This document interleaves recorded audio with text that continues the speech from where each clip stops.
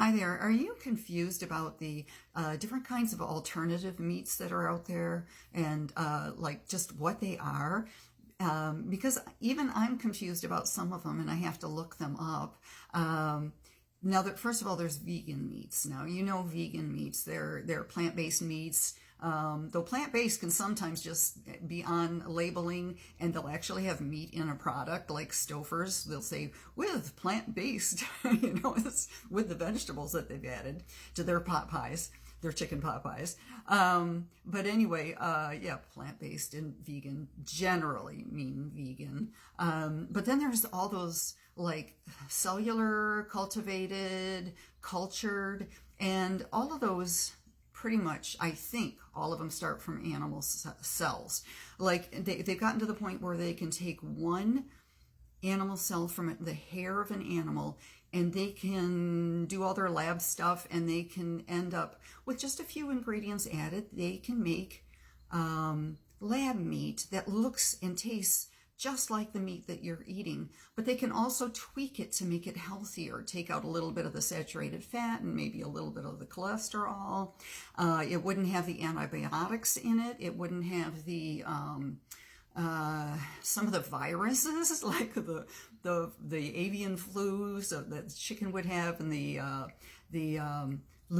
bovine leukemia virus. I'm going to do a whole video on bovine leukemia virus, so you'll find out about that. It's pretty crazy, but they're in a lot of your meats and a lot of your dairy. So those are things that they won't have in them, so they will be better for you.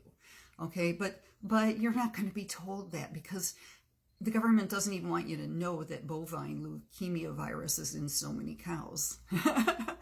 So anyway, I personally won't eat from even one animal cell.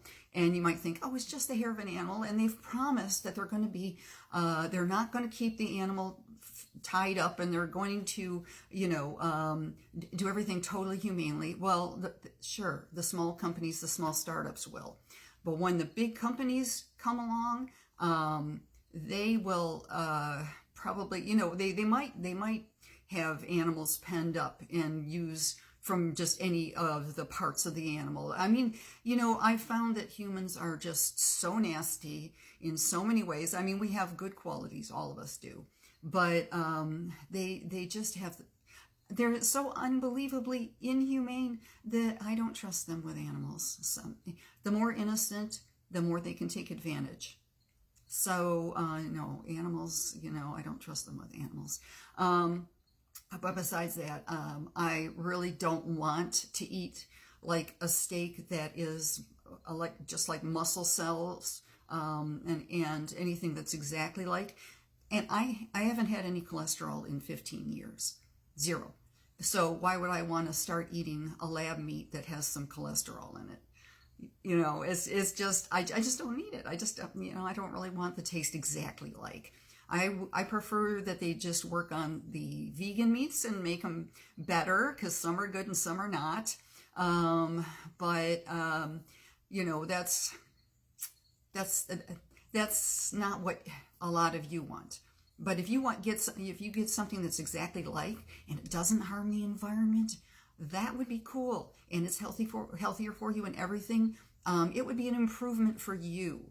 And so you should be interested in these alternative meats. But again, you've been poisoned against them.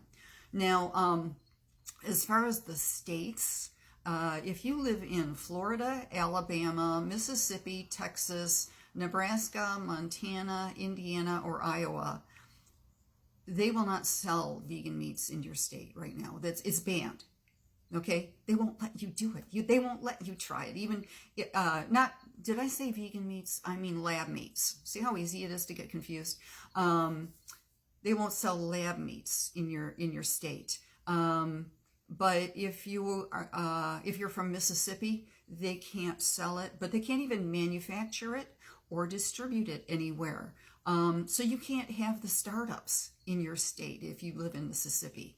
So that's just hurting businesses because this is going to happen. They're going to have more and more startups, and eventually they're going to have microbial fermentation type meats probably just everywhere. They want to have like a little microbial brewery in every town. That's the goal, and it's making meat from just almost nothing, like little yeast and a couple of ingredients.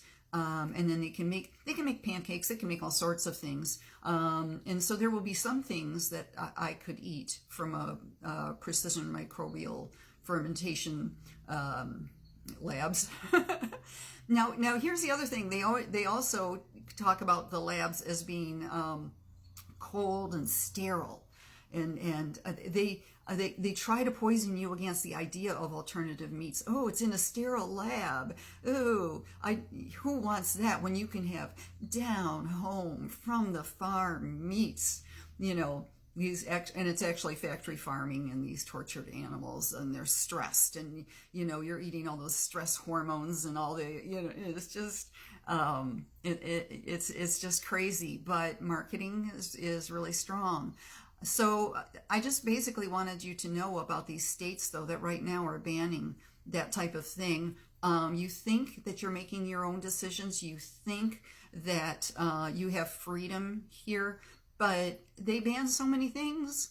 This is, it's not a free country for so many reasons now, but this is just another reason. You cannot eat these even if you wanted to. I'm going to talk more in part 2 because I don't want these videos to go too long. But yeah, I'm going to do a part 2, and it will be all the other ways that you're being kept from trying these meats, from being exposed to these meats, and from keeping them from being able to get production going. Even the things have been thoroughly tested. The meats have been thoroughly tested and everything. They are safe. They are deemed to be safe. But you're going to hear different stories. But anyway, I'll save all of that different stuff and who all is keeping you from eating them that you might not realize. And they're influencing your brains and you might not realize. And I'll save all that for part 2.